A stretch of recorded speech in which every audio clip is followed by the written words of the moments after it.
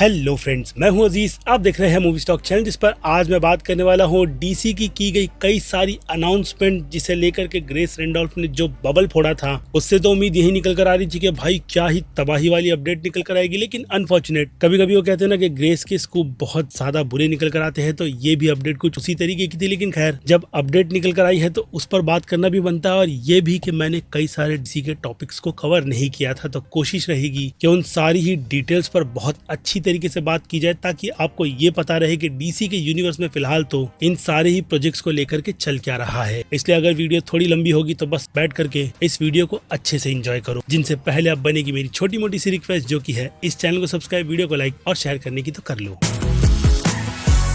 खैर, तो शुरुआत ही करते हैं सबसे पहले प्रोजेक्ट यानी कि सुपरमैन से रिलेटेड, जिससे रिलेटेड जेम्स गन ने बहुत सारी डिटेल्स जो रिवील की है। उसके लिए तो वो कहते हैं ना कि कुछ ट्रोलर्स की तरफ से उन्हें बार बार ट्रोल ही किया जाता है कि भाई सुपरमैन के मार्केटिंग मटेरियल बहुत ज्यादा बुरे हैं, जिनमें से सुपरमैन के लुक को लेकर के, हाँ वो जो फ्लाइंग वाला निकल कर आया था उसे कितना ज्यादा ट्रोल किया गया था, वो बात मुझे आपको बताने की जरूरत है नहीं। जिसके बाद जेम्स गन का स्टेटमेंट के उस पर जीरो सीजीआई जैसा वर्क कर यानी कि मैं फेस की बात कर रहा हूँ, उसे बस फैंस के लिए वैसा ही प्रेजेंट किया गया। लेकिन अंदर से जो मेरी आवाज निकल कर आए, मैं यही कहूंगा कि भाई एक तो पहले ही डीसी यूनिवर्स की बैंड बजी पड़ी है, और ऐसे में जेम्स गन इस तरीके की गलतियों पे गलतियां कर मुझे लगता है उन ट्रोलर्स को ही मौका देते हैं कि वो उन्हें हेट करे। लेकिन मुझे ये आश्वासन भी दिया गया है कि जब इसकी मार्केटिंग प्रॉपर तरीके से शुरू की जाएगी, जो कि बारबी वाले लेवल पर जाने वाली है, तब स्टूडियो ये मानता है कि इसकी सारी की सारी वो नेगेटिविटी हट जाएगी। सारे लोग इस फिल्म के पॉजिटिव पॉइंट को ही लेकर के बात करेंगे, जैसे इसके ट्रेलर के टाइम पर हुआ था, जिसमें ट्रेलर से रिलेटेड जेम्स गन की तरफ से यही कहा गया है कि उन्होंने इस फिल्म के आने वाले नए ट्रेलर को पूरी तरीके से रेडी कर दिया है। यानी कि उन्होंने इसके ट्रेलर को खुद एडिट किया है, ताकि वो फैंस को बिल्कुल भी, वो कहते हैं ना कि इस बार अपॉइंटमेंट बिल्कुल भी ना दे। बस देखना ये रहेगा कि ट्रेलर कब निकल कर आता है, क्योंकि उसे लेकर के फिलहाल तो कोई भी बात क्लियरली बताई नहीं गई है। लेकिन अगर काफी ज्यादा स्ट्रॉन्ग रूमर की बात की जाए तो अप्रैल के मंथ आप कह सकते हो कि इस फिल्म के ट्रेलर से रिलेटेड हमें अपडेट मिल जाएगा, या फिर सीधे ट्रेलर ही। जिसके अलावा इस फिल्म की बाकी दूसरी और ट्रोलिंग वाली चीजों पर बढ़े तो भाई साहब, वो सुपर पेट, वो कहते हैं ना इवेंट में क्रिप्टो से रिलेटेड जो भी अपडेट बताई गई कि वो उनके कितने ज्यादा दिल के करीब है, उसे सुनकर के अच्छा लगा। और हाँ कहूंगा कि क्रिप्टो का लुक भी, जो कि कॉन्सेप्ट आर्ट, टी शर्ट, इन सारी डिटेल्स के माध्यम से हमारे सामने डाल दिया गया कि किस तरीके का है। लेकिन वही गाय गार्डनर के लुक को लेकर के भाई अब क्या ही बात करूं, छोड़ ही दो, वो मुझे लगता है कि ज्यादा बेटर रहेगा। लेकिन इन सब के बीच सुपरमैन के भाई वो प्रमोशनल मटेरियल में वो हाँ क्रिप्टो वाला जो टॉय था, उसमें जो डेविड कॉर्नस्पेट का लुक था वो बहुत ही ज्यादा शानदार था। और हाँ, स्क्रीन पर दिखाई गई सुपरमैन की इस इमेज से भी आपको पता चल जाएगा कि मार्केटिंग मटेरियल की तरफ से इस फिल्म के विजन को असल मायने में किस तरीके से प्रिपेयर करके रखा गया है। लेकिन फिर से कहूंगा भाई, सही वक्त और सही टाइम पर लोगों के सामने अच्छी चीजें रिवील किया करो, ना कि बेमतलब का हिट इस फिल्म को प्रॉफिट देगा। जिसके अलावा भी पहली सुपरमैन की कॉमिक को ट्रिब्यूट देते हुए शायद कॉमिक बुक के कुछ एडिशन निकाले जाएंगे, जिसका कवर आपको स्क्रीन पर दिख रहा होगा। और हाँ, सुपरमैन के साथ खड़े हुए जेम्स गन की ये ऑफिशियल आर्ट भी, जो कि असल मायने में शायद से वो कहते हैं ना कि मार्वल के टाइम पर जब कॉमिक बुक के छोटे छोटे इश्यूज निकल कर आते थे, ताकि कहानी की कंटिन्यूएशन को लोगों को, जो डाई हार्ड फैंस है, बहुत ही अच्छी तरीके से समझाया जाए, तो ये भी स्टेप शायद उसी रास्ते जा रहा है, जिन सब पर डीसी वाले इस तरीके के एक्सपेरिमेंट अब भी करते रहते हैं। जिसके बाद प्रेस इवेंट की बात की जाए तो उस प्रेस इवेंट में ट्रेलर के अलावा जेम्स गन के अगले प्रोजेक्ट पर भी जब बात पूछी गई, तो अनफॉर्चुनेट उस पर तो उन्होंने काफी बड़ा अपडेट नहीं, लेकिन ये बात कही है कि उनका अगला प्रोजेक्ट डीसी के यूनिवर्स में सुपरमैन नहीं, लेकिन कुछ और होगा। जिस पर अगर थोड़ी बहुत रूमर उछालते हुए निकल कर आ जाए तो भाई सुपरमैन के ही प्रोजेक्ट को आगे कंटिन्यूएशन के तौर पर किसी और कैरेक्टर को दिखाने में फोकस कर किया जाएगा, जो मुझे फिर से बैटमैन वर्सेस सुपरमैन वाली वाइब देता है। लेकिन खैर, अभी जब कंफर्मेशन नहीं आई है तो उस बारे में बात ही कर कुछ मतलब बनता नहीं। लेकिन देखा जाए तो जेम्स गन ने ये बात ऑफिशियली अपने ट्विटर हैंडल पर भी ट्वीट कर कंफर्म करके बताई थी कि वो अगले प्रोजेक्ट की राइटिंग ऑलमोस्ट शुरू कर चुके हैं। जिसके अलावा वो बाकी दूसरे प्रोजेक्ट्स को भी देखते रहते हैं, जिन सब में देखते हैं कि अब उनकी तरफ से उनके अगले प्रोजेक्ट की प्रॉपर प्रिपरेशन किस तरीके की गई है। और फिर इसके अलावा लेक्स लूथर के इस लुक को तो आप स्क्रीन पर देख ही रहे होंगे, जो दिखने में बहुत ज्यादा शानदार है।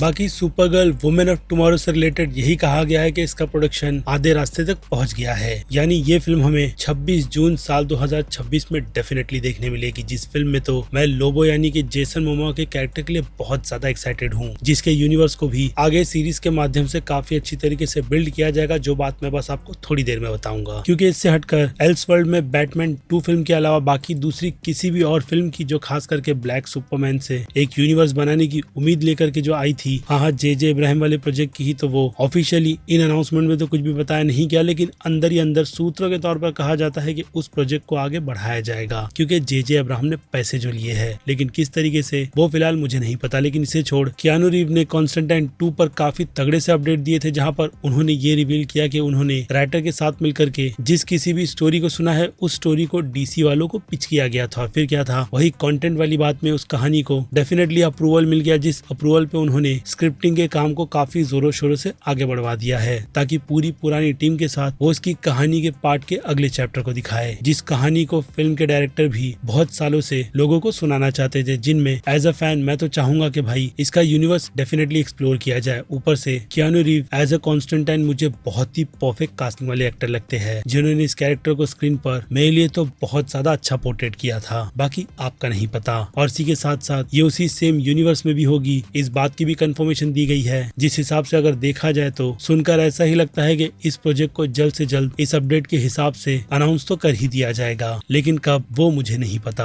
क्योंकि एक्टर्स और डायरेक्टर अक्सर करके इस प्रोजेक्ट पर बात करते रहते हैं, लेकिन डीसी वालों की तरफ से ऑफिशियल अपडेट कॉन्स्टेंटाइन के इस यूनिवर्स से रिलेटेड दिया ही नहीं जाता। लेकिन खैर जो भी हो, जब एक्टर्स और डायरेक्टर और यहाँ तक कि राइटर भी खुलकर इस प्रोजेक्ट पर बात कर रहे हैं, तो अंदर ही अंदर इस प्रोजेक्ट पर जो काम चल रहा है उसकी अपडेट मैंने आपको दी है। तो अब इससे हटकर डीसी यूनिवर्स की लाइव एक्शन सीरीज की बात की जाए तो उसे लेकर के सैड न्यूज तो कुछ अच्छी खासी ही है, लेकिन लैंटन से शुरुआत की जाए तो लैंटन के फर्स्ट शेड्यूल को शूट करके पूरी तरीके से इस सीरीज को ऑन द वे रखा गया है, जिसकी अपडेट एक्टर की तरफ से इस इंस्टाग्राम के पोस्ट को कर दी गई थी कि इसका पहला शेड्यूल पैकअप हो गया है। यानी देखा जाए तो इसकी कहानी को लेकर के पूरी तरीके से श्योरिटी डीसी वालों की तरफ से कर दी गई है, जो लोग चाहते हैं कि जल्द से जल्द इस काफी एडल्ट बनाए गए शो को, यानी कि मतलब मैच्योर ऑडियंस को ध्यान में रखकर शो को बनाया जा रहा है, ताकि वो अपने टोन पर इस शो से लोगों को बहुत ज्यादा सरप्राइज करे। ऊपर से हेल जॉर्डन के साथ साथ जॉन स्टुअर्ट का जो लुक है वो ऑफिशियली हमारे सामने रिवील कर दिया गया है, जिसे देख करके मैं कहूंगा कि हम जैसे फैंस को दिल को सुकून मिलता है और उन लोगों को कहीं ना कहीं जलन, क्योंकि उनके हिसाब से ये दोनों ही कास्टिंग कुछ खास ज्यादा अच्छी है नहीं। लेकिन जैसे कि मैंने कहा, असल डीसी फैंस इस फर्स्ट लुक को देखकर ही बहुत ज्यादा खुश हो जाएंगे। बाकी की कास्टिंग फिलहाल तो आप इमेजिन ही कर लो कि फिल्म में अगर हो गए तो उनका रोल और कैरेक्टर किस तरीके का दिखेगा, क्योंकि फैन आर्ट बहुत ज्यादा सर्कुलेट हो रही है, जिस टेक को मैं बहुत जल्दी देखना चाहता हूँ कि भाई ऐसी क्या मजबूरी थी कि आपने हेल जॉर्डन के कैरेक्टर को थोड़ा ओल्डर बना दिया और सुपरमैन इतना यंग है। लेकिन खैर जॉन स्टुअर्ट आ रहा है और काफी तगड़े से एक्टर भी उस रोल में, जिस कारण से इस सीरीज से उम्मीद लगी है। और फिर इसके बाद इस साल आने वाली पीस मेकर के सीजन 2 को लेकर के भी अभी रिसेंटली एक स्टिल डाली गई थी, जो कि आपको भी स्क्रीन पर दिख रही होगी कि स्टीव एगी की है। इसके अलावा इसके प्रोडक्शन को काफी ज्यादा फास्ट फॉरवर्ड में रखा गया है, ताकि ये शो जल्द से जल्द बनकर हम लोगों के सामने आ जाए। हालांकि इसका पहला सीजन साल 2022 में आया और अब चल रहा है 2025, जिसके नए टेक पर यह शो डीसी के इस यूनिवर्स में अब कैसे मर्ज होगा वो तो आने वाला वक्त ही बताएगा, क्योंकि उस पर पहले बात करके कॉपीराइट स्ट्राइक मिली थी भाई, क्योंकि सेट की इमेजेस को यूज करके मैंने थोड़ी सी डिटेल डीसी के यूनिवर्स में पीसमेकर से रिलेटेड बताई थी कि कैसे पीसमेकर अपने शुरुआत के एपिसोड में पुराने डीसी के यूनिवर्स में रहेगा, उसके बाद कैसे इस यूनिवर्स में पीसमेकर का भाई और बाप दोनों जिंदा है और पीसमेकर उन लोगों के साथ मिलकर काम कर रहा है। ये लिटरली सेट इमेज से लीक हुई इमेज थी, जो कि मैं वीडियो में बिल्कुल भी यूज नहीं करने वाला। लेकिन खैर देखते हैं कि इस विजन पर यह शो आगे कैसे बढ़ता है, क्योंकि लोगों यानी कि फैंस का प्यार इस शो को बहुत ज्यादा मिल गया था और उसी के चलते इस शो को शायद नेपोटिज्म के चलते बनाया जा रहा है। जिसके अलावा सुपरमैन के यूनिवर्स से शॉर्ट फिल्म क्रिप्टो की भी अनाउंस की गई है, जो कि शायद से शॉर्ट के मामले में लाइव एक्शन तो है ही, लेकिन 4 एपिसोड्स की होगी। यानी जो आई एम ग्रूट जैसी शॉर्ट है ये भी कुछ उसी तरीके की होगी, लेकिन हम इस कैरेक्टर से कितने ज्यादा रिलेट करते हैं वो तो इस शॉर्ट के आने के बाद ही पता चलेगा। और ये भी कि इसे सुपरमैन फिल्म से आने से पहले बनाया जाएगा या फिर उसके बाद, जिसकी उम्मीद तो मुझे फिल्म के आने के बाद की ही है, क्योंकि उसी फिल्म को देखने के बाद हम क्रिप्टो के कैरेक्टर से बहुत ज्यादा कनेक्ट हो गए और असल मायने में इस शॉट की वैल्यू भी समझेंगे, जो असल मायने में डीसी के इस यूनिवर्स में किस तरीके का काम करेगी। उसके लिए तो फिर क्या सुपरमैन फिल्म का वेट करना होगा, उसके बाद जाकर के पता चलेगा कि क्रिप्टो किस काम का है। जिससे हटकर अब डिसअपॉइंटमेंट की बात की जाए तो वॉल्टर की जो सीरीज आ रही थी, एमेंडा वॉल्टर की बात कर रहा हूँ, वेल उसे लेकर के स्क्रिप्टिंग के मामले में अब तक कोई भी आइडिया क्रैक नहीं किया गया।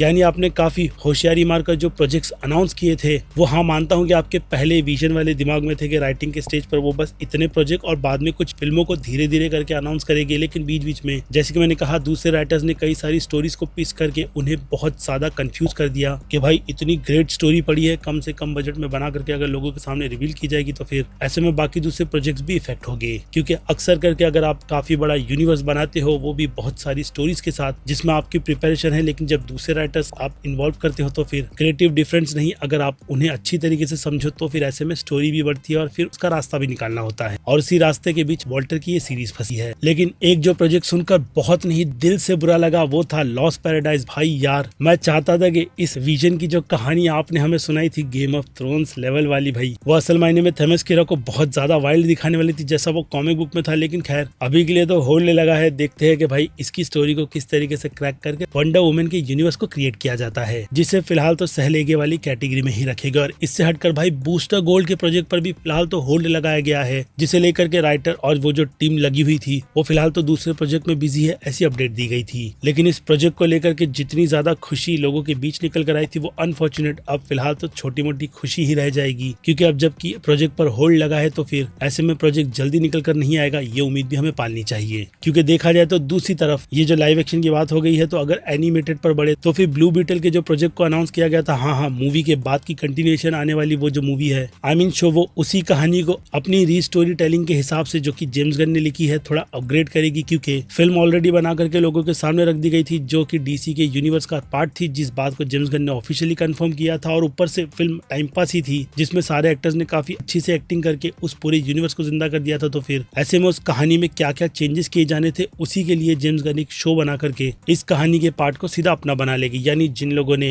वो फिल्म देखी है उसके बाद अगर वो सीरीज भी देखेंगे तो उन्हें कुछ खास ज्यादा फर्क नहीं पड़ेगा, कुछ उसी तरीके की स्टोरी लिखी गई थी ऐसा मुझे बताया गया था, जो कि कुछ कैरेक्टर्स और यूनिवर्स में क्या कुछ चल रहा है उन सब सिचुएशन को काउंटर करते हुए यानी एड्रेस करते हुए ब्लू बीटल की ही कहानी को शो के माध्यम से आगे बढ़ाने वाली है, ताकि ये कैरेक्टर प्रॉपर तरीके से इस यूनिवर्स में आ जाए, जिसकी इस तरीके की अनाउंसमेंट के चलते अनफॉर्चुनेट बूस्टर गोल्ड के प्रोजेक्ट को भाई होल्ड पर ही डाला गया है। क्योंकि जब तक ब्लू बीटल के कैरेक्टर को प्रॉपर तरीके से एक्सप्लोर करते हुए एक अच्छी कहानी का आर्क ना दिया जाए ताकि आगे जाकर के बूस्टर गोल्ड वाला कैरेक्टर भी इंट्रोड्यूस करवाया जाए, तो फिर ऐसे में जैसे कि मैंने कहा दूसरे प्रोजेक्ट पर इफेक्ट पड़ता है बूस्टर गोल्ड के साथ, जैसे कि मैंने कहा कुछ वही हुआ है। और फिर इससे हटकर एक और एनिमेटेड प्रोजेक्ट की बात की जाए, जी हाँ ब्लू बीटल के अलावा भी कई सारे एनिमेटेड प्रोजेक्ट अनाउंस किए गए हैं। भाई साहब समझ नहीं आया कि बजट के चलते आप इन सारे के सारे प्रोजेक्ट्स को एनिमेटेड वो कहते हैं ना कि कन्वर्ट कर रहे हो। लेकिन खैर अगला project green lantern animated series से रिलेटेड है, जिसकी कहानी और ऑफिशियल लोगो आपको स्क्रीन पर दिख रहा होगा कि इसका title my adventure with green lantern रखा गया है। लेकिन लोगों की सिमिलरिटी सुपरमैन वाला वो जो शो है माय एडवेंचर विद सुपरमैन बिल्कुल उसी से मैच होता है, जिस शो को फिलहाल तो मैंने नहीं देखा, लेकिन जिस किसी से भी बात की जाए वो लोग उस शो को अच्छा ही कहते हैं, जिस हिसाब से मैं अपना समय उस शो पर अगर टाइम मिले तो देना चाहूंगा। लेकिन खैर उससे हटकर इस शो की कहानी की बात करें तो ये शो पूरी तरीके से एक स्टूडेंट जेसिका क्रूज के कैरेक्टर पर फोकस करता है, जो कि अभी मैंने आपको बताया कि कॉलेज स्टूडेंट है जिसके पास स्पेस से गिरती है एक लैंटर्न वाली रिंग, जिसे पहनने के बाद उसके पास पावर्स तो आती है और साथ ही साथ बहुत सारी मुसीबतें भी, क्योंकि स्पेस से गिर रहे उस मलबे में उसके दुश्मन भी उस रिंग के पीछे और हाँ उसकी जो पावर अब एक्सप्लोर हो रही है उससे आकर्षित होकर के आ रही है, जिन सब से अब वो कैसे डील करेगी ये शो उसी कहानी पर फोकस करेगा। जो स्टोरी सुनने में कुछ खास ज्यादा तो अच्छी नहीं लग रही, लेकिन खैर जब शो बनता है तो उन सब में कई सारी चीजों को ऐड करते हुए शो को बहुत ज्यादा अच्छा ही बनाया जाता है अगर इंटेंशन अच्छा हो तो। इसके लिए बस शो आ रहा है, ये अनाउंसमेंट मैंने आपको दे दी, लेकिन ईयर कब होगा वो मुझे पता नहीं। लेकिन अगर जिस तरीके से लोगो रिवील कर हमारे सामने इसकी अपडेट दी गई है तो ऐसे में वो कहते हैं ना कि दिमाग की बत्ती ऐसी जलती है कि भाई आपने ऑलरेडी इसके प्रोडक्शन का काम शुरू कर दिया है अंदर ही अंदर।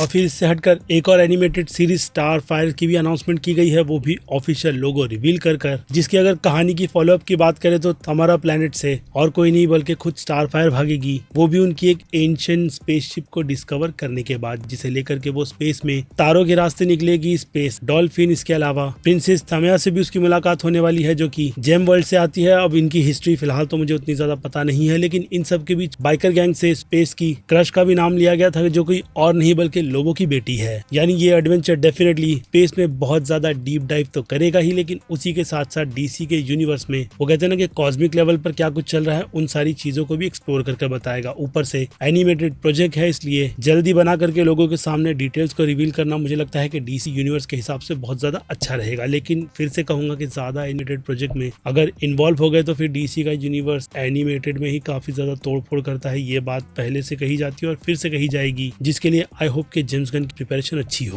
क्योंकि इससे हटकर डायनामिक डीओ के जो काफी वो कहते हैं ना कि पैशनेट प्रोजेक्ट की जब अनाउंसमेंट की गई थी तो उससे उम्मीद मेरी बहुत ज्यादा बढ़ गई थी, क्योंकि उसमें अलग अलग एनिमेशन स्टाइल को यूज करके उस फिल्म या फिर सीरीज को कहते हैं ना कि माइल मोरेल्स की जो सोनी वाली फिल्में आती है बिल्कुल उसी लेवल पर ले जाना था, ताकि एनिमेशन डिपार्टमेंट में उनकी तरफ से किस तरीके का वर्क किया जाएगा इन दोनों ही कैरेक्टर को एक्सप्लोर करते हुए वो बताना था। लेकिन अनफॉर्चुनेट इसकी कहानी इतनी ज्यादा आउट ऑफ हैंड निकलती जा रही है कि वो क्वालिटी से बिल्कुल भी ज्यादा ना कॉम्प्रोमाइज करते हुए जेम्स गन यही कह रहे हैं कि शायद ये डीसी यू के यूनिवर्स का पार्ट नहीं हो पाएगी, जिसमें उनकी कोशिश यही है कि वो इसे DCU का पार्ट रखे, लेकिन फिलहाल तो वो चीजें नहीं हो रही है, जिसके चलते हो सकता है कि ये प्रोजेक्ट बस अपनी ही अलग राह पकड़ते हुए बस जैसे तैसे हो लोगों के सामने आ जाए। लेकिन अभी के लिए तो प्रोजेक्ट थोड़ा होल्ड पर है, या फिर हो सकता है कि अंदर ही अंदर काम चल रहा है जिसकी प्रॉपर डिटेल प्रोवाइड नहीं की जा रही, सिवाय इसके कि हाँ प्रोजेक्ट अनाउंस हुआ है और बन रहा है। और फिर आखिरी एनिमेटेड प्रोजेक्ट की बात की जाए तो भाई ये प्रोजेक्ट ऑफिशियल लोगों के साथ सुपर पावर्स का अनाउंस किया गया है, जो पता नहीं क्यों बन रहा है, लेकिन खैर प्रोजेक्ट शायद बच्चों को ध्यान में रखकर बनाया जा रहा है, जिस प्रोजेक्ट की कहानी भी कुछ खास ज्यादा नहीं बल्कि कुछ सुपर हीरोज के स्टूडेंट पर है, या फिर कहूँ नए स्टूडेंट की, जो कि सुपर हीरोज की यूनिवर्सिटी में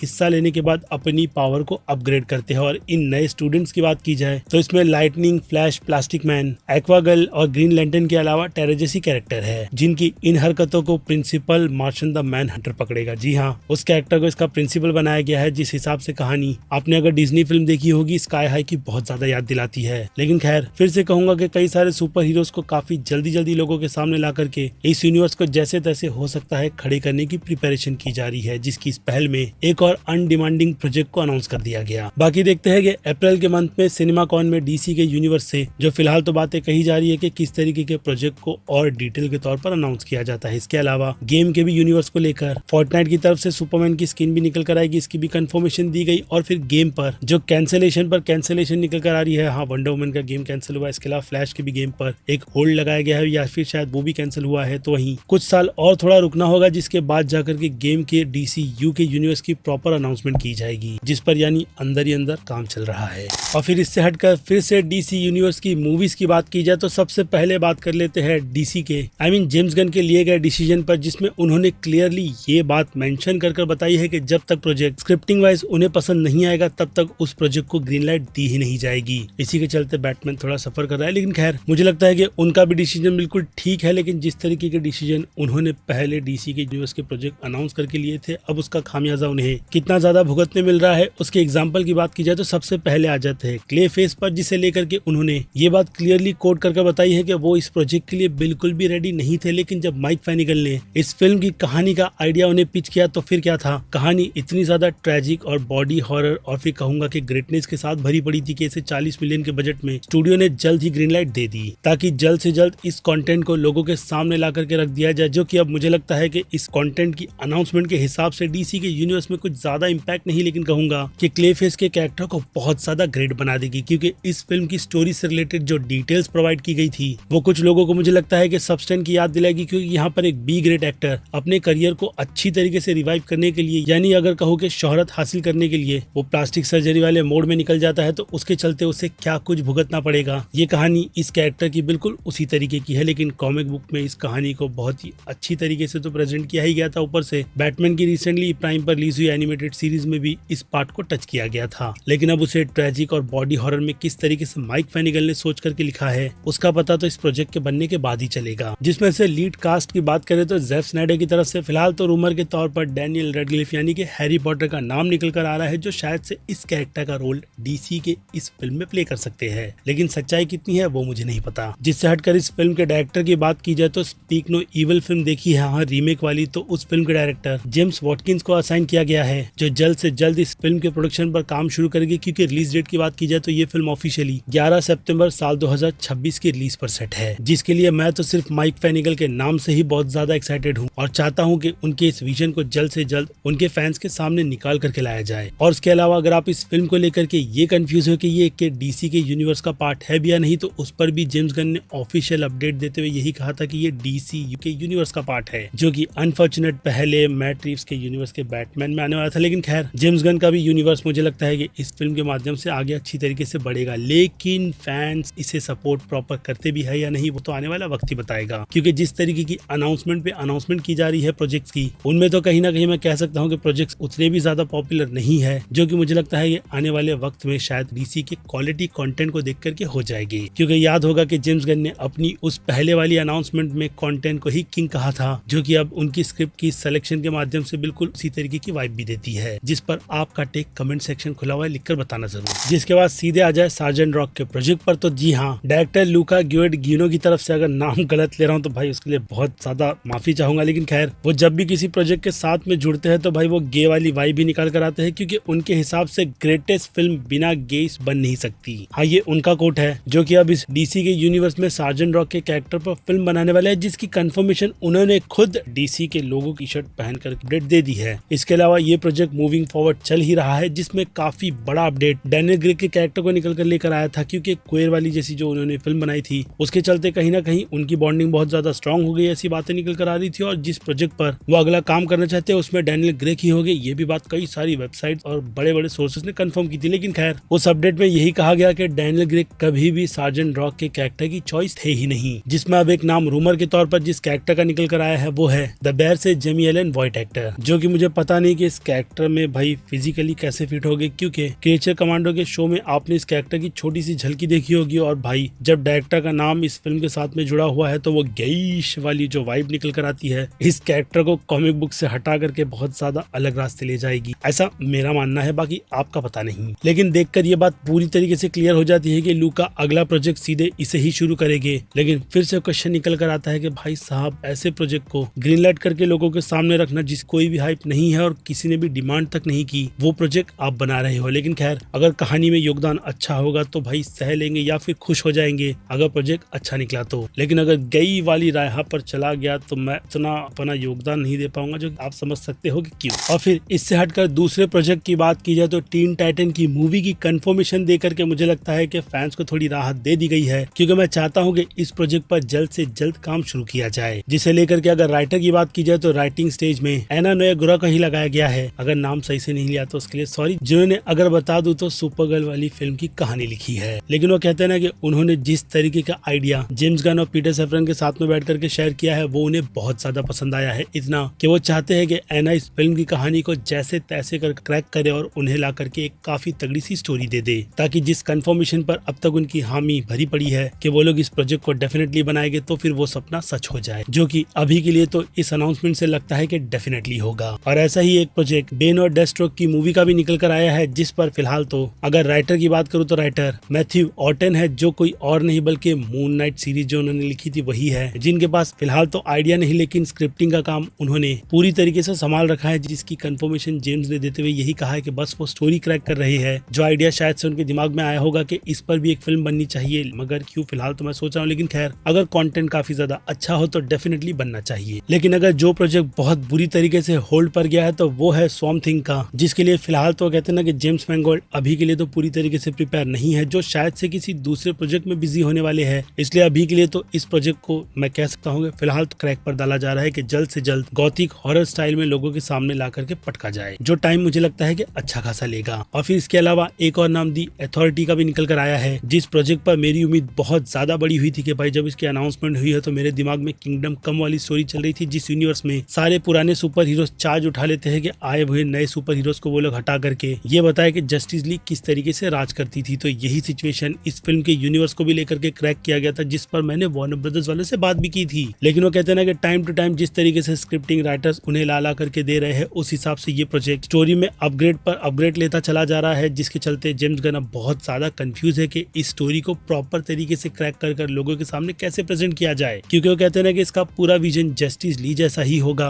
यानी कि ट्रीटमेंट अगर उससे थोड़ी भी कम हुई तो फिर प्रोजेक्ट कहीं ना कहीं फीका तो लगेगा ही। लेकिन ऐसे में काफी बड़ा सवाल बजट का भी निकल कर आता है, क्योंकि इस तरीके के प्रोजेक्ट में अच्छे खासे पैसे फूके जाते हैं, जिसे अगर ऑडियंस प्रॉपर तरीके से अपना प्यार ना दे तो फिर बॉक्स ऑफिस पर क्या नतीजे निकलेंगे और फिर डीसी का यूनिवर्स फिर से खतरे में निकल कर आ जाएगा। सिचुएशन बिल्कुल वही रहेगी। इसलिए मुझे लगता है कि होल्ड वाली सिचुएशन इस प्रोजेक्ट को बहुत नहीं बल्कि काफी ज्यादा लंबा लटकाने वाली है, क्योंकि जेम्स गन की प्रिपरेशन में जो विजन आने वाले 5 से 6 सालों का देखा गया है, शायद 7 साल, वही इतना ज्यादा स्ट्रॉन्ग है कि उन सब के बीच उन्हें काफी तगड़ा सा क्वालिटी कंटेंट भी डिलीवर करना है, जिस पर मैं बस थोड़ी देर में ही बात करूंगा। क्योंकि अथॉरिटी को लेकर के उनकी सोच बहुत ही ज्यादा ब्रूटल थी, या फिर कहूँ कि ये प्रोजेक्ट पूरी तरीके से बॉयज वाले यूनिवर्स को अपने यूनिवर्स में मर्ज करके ऑडियंस को किस तरीके के सुपर हीरोज प्रोवाइड करना है, बिल्कुल वही है, जहां पर रेटिंग्स उनके लिए बिल्कुल भी मैटर नहीं करती। यानी आर रेटेड वाली बाउंड्रीज को भी अगर वो पुश करके इस प्रोजेक्ट को जितना हो सके उतना ज्यादा अच्छा बनाने की कोशिश करेगी। और इसी के चलते काफी टाइम पहले एक बहुत ज्यादा स्ट्रॉन्ग रूमर भी निकल कर आई थी कि इसके ओवर बजट के चलते ये प्रोजेक्ट तो बनेगा, लेकिन हो सकता है कि उसे एनिमेटेड कर दिया जाए। और यहाँ पर अगर जेम्स गन के उस फ्यूचर की प्लानिंग की बात की जाए तो उस प्लानिंग में जेम्स गन यानी कि डीसी यूनिवर्स का पूरा गोल 7 प्रोजेक्ट्स का है, जिस प्रोजेक्ट के चलते वो लोग हमें हर साल 7 क्वालिटी कंटेंट देंगे, जिनकी अगर बात करूं तो एक एनिमेटेड फिल्म, जी हाँ अगर फिल्म का टैग लगा तो डेफिनेटली थिएटर रिलीज भी होगी, तो वही 2 लाइव डायरेक्शन, अगेन कहूंगा क्वालिटी कंटेंट के साथ लोगों के सामने रखे जाएंगे। इसलिए फिलहाल तो सुपरमैन और सुपरगर्ल फिल्म के अलावा बाकी दूसरे प्रोजेक्ट को प्रॉपर ग्रीन लाइट नहीं मिली जो सीधे प्रोडक्शन स्टेज में जाकर के हमें ये कंफर्मेशन दे दे कि अगला प्रोजेक्ट यही है। लेकिन खैर उससे हटकर 2 और प्रोजेक्ट लाइव एक्शन शोज के भी होंगे जो कि हमें डेफिनेटली मैक्स के साथ साथ अब डिज्नी प्लस हॉटस्टार पर ही देखने मिलेगा। तो वहीं वैसे ही क्वालिटी कंटेंट में 2 एनिमेट सीरीज भी होगी जिन सभी को मिलाकर के ये सारी ही फिल्में और सीरीज टोटल 7 हो जाती है। और मुझे लगता है कि इस तरीके का डोज डीसी के यूनिवर्स की तरफ से बहुत ही अच्छा है जो अगर इन सब में क्वालिटी में बिल्कुल भी कॉम्प्रोमाइज ना करते हुए अपनी कहानी को बहुत ही ज्यादा अच्छा दिखाएगा तो फिर डीसी की बल्ले बल्ले हो सकती है। और ऊपर से हर साल इस तरीके के प्रोजेक्ट हमें पूरे 7 साल तक देखने मिलेंगे जिन सब के बीच जेम्स गन ने काफी मेजर बम ड्रॉप करते हुए अवेंजर्स एंड गेम वाली जो बात कर दी है भाई, उसी से दिमाग खराब हो जाता है कि भाई आपके पास ऐसी कौन सी प्रॉपर प्लानिंग है जिसके लिए आपने फैन से पूरे 7 साल मांगे हैं। क्योंकि उसी प्लान पर James Gunn Avengers end game जैसा बम लोगों के सामने जस्टिस ली के नाम का फोड़ने वाले हैं। क्योंकि डेफिनेटली इशारा तो उसी ओर ले जाता है जिसके लिए कई सारी चीजों को क्रैक करना होगा, खास करके स्टोरीज जो अपनी कनेक्टिविटी बनाते हुए एक काफी बड़े मेजर इवेंट को जन्म दे। और ऊपर से यहाँ पर जेम्स गन ने नाम अवेंजर्स एंड गेम जैसी फिल्म का लिया है जो कि एक बहुत बड़ा इवेंट है। यानी देखा जाए तो डीसी के इस यूनिवर्स में सिर्फ अवेंजर्स जैसी फिल्म नहीं बल्कि अवेंजर्स एंड गेम जैसे टाइटल ही निकल कर आएंगे ताकि वो लोग इन सारी ही प्लानिंग को प्रॉपर वो कहते हैं ना फैंस को ट्रीट देते हुए ये बताए कि भाई उनकी प्लानिंग शुरुआत से लेकर के अंत तक कितनी परफेक्ट जा रही है। लेकिन 6 साल बहुत ज्यादा होते हैं जिसकी शुरुआत अभी के लिए तो मैं कहूंगा कंटेंट के हिसाब से उतनी भी ज्यादा खास हुई नहीं है। और ऊपर से अगर 6 सालों के हिसाब से देखा जाए तो सिर्फ 7 ही फिल्में निकल कर आती है जिन सब में उन्हें बहुत सारी चीजों को काफी जल्दी दिखाना होगा ताकि ये मेजर इवेंट अपने टाइम तक आते आते लोगों के बीच काफी अच्छा बज़ भी बना ले। और इन सब से हटकर मुझे ये भी बात बताई गई थी वार्नर ब्रदर्स वालों की तरफ से कि भाई सुपरमैन को लेकर के डीसी की प्रायोरिटी बहुत ही ज्यादा है जिसके चलते मैं कह सकता हूँ कि भाई बैटमैन के कैरेक्टर को थोड़ा कॉम्प्रोमाइज करना होगा। क्योंकि जेम्स गन के दिमाग में सिर्फ और सिर्फ सुपरमैन और भाई डेविड ज़ास्लोव की तरफ से भी सुपरमैन की प्रायोरिटी पर बहुत ज्यादा जोर देने के लिए कहा गया है जिसके चलते बैटमैन का आप जो मैट्रिक्स वाला प्रोजेक्ट है क्यों डिले हो रहा है वो भी समझ जाओ ताकि यहाँ पर सुपरमैन जल्दी से आकर लोगों के बीच अपनी जगह बनाए और ये बताए कि भाई क्वालिटी कंटेंट होप के साथ सुपरमैन किस तरीके से डिलीवर करता है। और इन सब के चलते ये बात भी कहीं ना कहीं मुझे सच लगती है कि इस पूरे एंड गेम वाले इवेंट में सुपरमैन का आर्क बहुत ही ज्यादा हाई लेवल का होगा जो डेफिनेटली फैंस को उसकी 6 साल के अंदर वैल्यू भी समझाएगा और कहीं ना कहीं इस कैरेक्टर को या तो महान बनाएगा या फिर आप समझ जाओगे क्या कहना चाहता हूँ। और फिर इसके अलावा जेम्स गन ने भाई जो स्नाइडर के टट्टो को ट्रोल करते हुए फोटो इंटरनेट पर डाली थी वो उन्हें पता था कि भाई किस तरीके का इम्पैक्ट डालेगी। क्योंकि भाई वो इंटरनेट पर ट्रोलर्स जबरदस्ती की हेट ट्रेन चलाते रहते हैं लेकिन इंडस्ट्री के अंदर बातें बहुत ही ज्यादा अलग निकल कर आती है। और ऊपर से जेम्स गन और स्नाइडर का साथ तो डाउन ऑफ द डेथ के साथ का है जहाँ जेम्स गन ने उस फिल्म की कहानी लिखी थी तो जैक स्नाइडर ने उसे डायरेक्ट किया था। लेकिन खैर उन चूतियों को कौन समझाए जिन्होंने इस पिक को देख करके सबसे पहले यही कहा होगा कि भाई ये तो एआई है।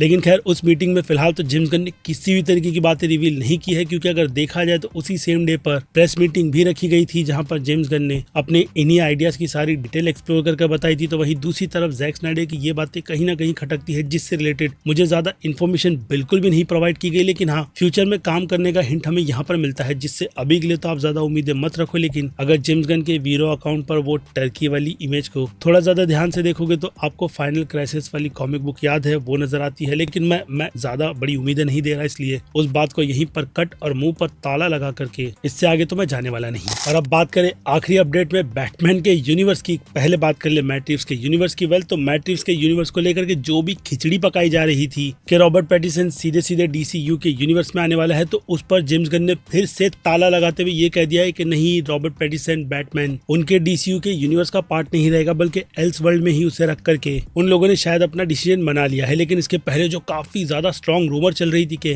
ऐसी कोई प्लानिंग की जा रही है वेल तो हाँ मैं उस पर अपनी पुष्टि करते हुए यही कहूंगा कि हाँ इस पर डिस्कशन चल रहा था लेकिन उन लोगों ने समहाउ वो आइडिया अब तक क्रैक नहीं किया है। और इसी के चलते इस फिल्म की कहानी में जो लेकर के स्क्रिप्टिंग पर स्क्रिप्टिंग जो अब तक नहीं बन पा रही है मैट रिव्स से वही काफी बड़ा क्वेश्चन मार्क भी क्रिएट करती है। और वही दूसरी तरफ मैट रिव्स के डीसी के यूनिवर्स को ज्वाइन करने का जो इंटरेस्ट है बैटमैन वाले पार्ट में वो भी कहीं ना कहीं हमें हिंट देता है क्योंकि डेफिनेटली वो चाहते हैं कि वो डीसी के यूनिवर्स में बैटमैन के उस कैरेक्टर को भी एक्सप्लोर करे जो कि रियलिटी से थोड़ा परे है। लेकिन लेट्स सी के आगे क्या होता है क्योंकि भाई मैं चाहता हूं कि मैट रिव्स बैटमैन के इस ट्रिलॉजी को समहाउ किसी ना किसी तरीके से फैंस को बना करके दे दे क्योंकि जो कोई भी चीजें उन्होंने अपने इस रियल बैटमैन के यूनिवर्स में सोच रखी थी उन सब पर क्ले फेस निकल गया। मिस्टर फ्रोजन के कैरेक्टर को लेकर के क्या अपडेट है वो तक डिटेल नहीं रिवील की गई। इसके अलावा पेंगुइन जैसी काफी तगड़ी सीरीज बनाने के बाद भी उसके सीजन 2 की अनाउंसमेंट नहीं की गई। इससे आप अंदाजा लगा लो कि डीसी एल्सवर्ल्ड में प्रोजेक्ट तो बनेगा, लेकिन उसके लिए थोड़ा वो होल्ड वाली सिचुएशन डाली गई है, जिसके पीछे का अगर मैं रीजन बताऊं जो मुझे थोड़ा बहुत बताया गया था, वो हेट वाली बात नहीं है, लेकिन आज समहाउ जेम्स गन चाहते हैं कि वो खुद के भी बैटमैन की पूरी प्रिपरेशन कर लोगों के सामने ये बताए कि उनके यूनिवर्स का भी बैटमैन बहुत ज्यादा बैडएस है, और इसीलिए शायद से मैट रिव्स वाले विजन को उतनी तूल नहीं दी जा रही कि वो जल्द से जल्द अपना प्रोजेक्ट बना करके हमारे सामने प्रेजेंट करे। यानी अगर स्क्रिप्ट कंप्लीट नहीं हुई तो साल 2027 का साल भी इस फिल्म के लिए बहुत ज्यादा खतरे वाला रहेगा कि ये फिल्म शायद से उस रिलीज का ईयर न देख पाए, क्योंकि अगर स्क्रिप्ट ही कंप्लीट नहीं हुई है तो फिर प्रोडक्शन कहाँ शुरू होगा, और फिर लोकेशन भी बुक करनी होती है जो कि स्टूडियो ने नहीं कर रखी। जिससे हटकर अब ब्रेव एंड द बोल्ड की सिचुएशन की बात की जाए, वेल तो उसे लेकर के एंडी मैशेटी की जो एज ए डायरेक्टर बातें निकल कर आई थी, वो कब कहीं ना कहीं काफी ज्यादा सच होती हुई नजर आ रही है, क्योंकि एंडी मैशेटी के विजन पर फ्लैश जैसी जो फिल्म बनाई गई थी, नो डाउट वो फिल्म अच्छी थी, लेकिन उसका विजन शायद से फैंस को पसंद नहीं आया, या फिर कहूँ कि उस फिल्म पर क्रिएटिव डिफरेंस के चलते जितने भी ज्यादा चेंजेस किए उसे लास्ट तक एंडी मैशेटी ने पकड़ कर रखा कि वो उनकी फिल्म है और वो इसे बिल्कुल भी बोर ना करते हुए एक ठीक ठाक से टाइम पास फिल्म तो बनाकर दे गई। और हाँ, उन्होंने वो चीज की, लेकिन सीजीआई डिपार्टमेंट ने अपना काम प्रॉपर तरीके से जो करने वाले थे, लेकिन स्टूडियो ने मना कर फिल्म जैसी थी बस बना करके लोगों के सामने निकाल दो, वही वाली सिचुएशन थी जो कि आज भी ट्रोलर्स की निशाने पर रहती है। इसलिए ब्रेव एंड द बोल्ड की स्क्रिप्टिंग में फिलहाल तो एंडी मैशेटी को बिल्कुल भी ना इन्वॉल्व करते हुए उससे अभी भी राइटिंग स्टेज में रखा गया है, यानी राइटर उस फिल्म की राइटिंग को दिन रात लिख करके क्रैक कर रहा है, जिससे बाय द वे अगर सस्पेंस की बात करूं तो राइटर रिवील ही नहीं किया गया, क्योंकि वो लोग नहीं चाहते कि राइटर का नाम निकल कर आने के बाद उस पर बहुत ज्यादा प्रेशर हो जाए, क्योंकि इंटरनेट के ट्रोलर्स के साथ साथ लोग यानी कि फैंस भी राइटर पर बहुत ज्यादा दबाव बनाते हैं, जैसा दबाव मैट रिव्स पर बना हुआ है। और वहीं दूसरी तरफ जेम्स गन भी उसकी कहानी को लेकर के बहुत सारी चीजें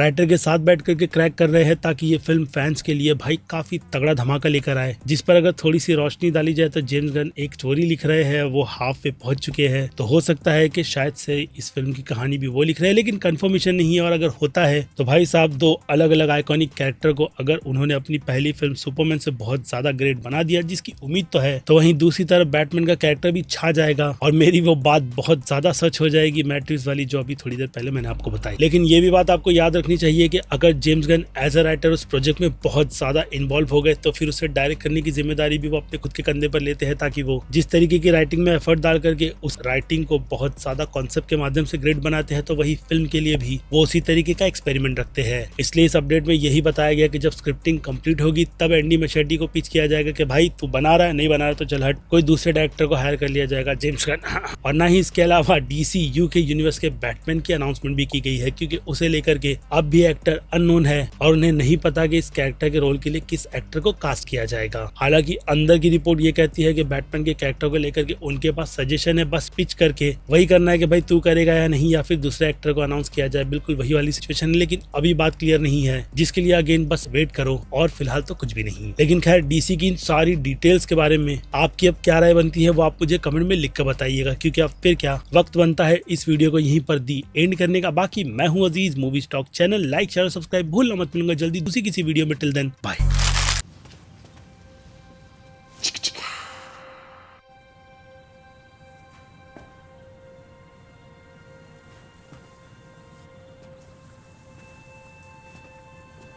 You're still here. It's over. Go home.